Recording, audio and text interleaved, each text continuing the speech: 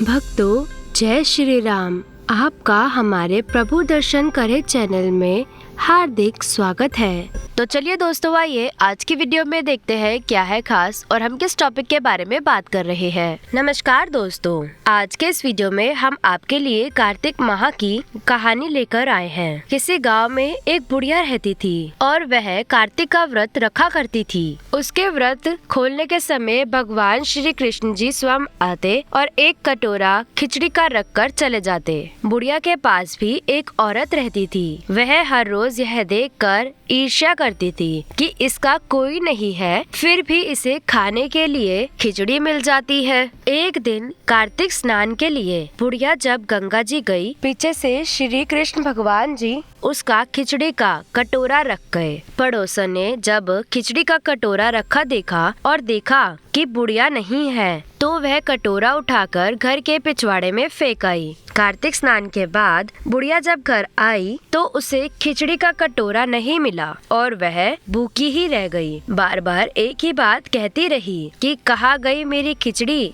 और कहाँ गया मेरा खिचड़ी का कटोरा। पड़ोसन ने जहाँ खिचड़ी गिराई थी वहाँ एक पौधा उगा जिसमें 2 फूल खिले। एक बार राजा उस तरफ से निकल रहा था तो उसकी नजर उन दोनों फूलों पर पड़ी और वह उन्हें तोड़कर अपने घर ले गया। घर आने पर उसने वह फूल रानी को दिए, जिन्हें सूंघने पर रानी गर्भवती हो गई। कुछ समय बाद रानी ने 2 पुत्रों को जन्म दिया। वह दोनों जब बड़े हो गए तब वह किसी से भी बोलते नहीं थे, लेकिन जब वह दोनों शिकार पर जाते तब रास्ते में उन्हें वही बुढ़िया मिलती जो अभी भी यही कहती थी, कहाँ गई मेरी खिचड़ी और कहाँ गया मेरा कटोरा। बुढ़िया की यह बात सुनकर वह दोनों कहते कि हम है तेरी खिचड़ी और हम ही है तेरा कटोरा। हर बार जब भी वह शिकार पर जाते तो बुढ़िया यही बात कहती और वह दोनों यही उत्तर देते।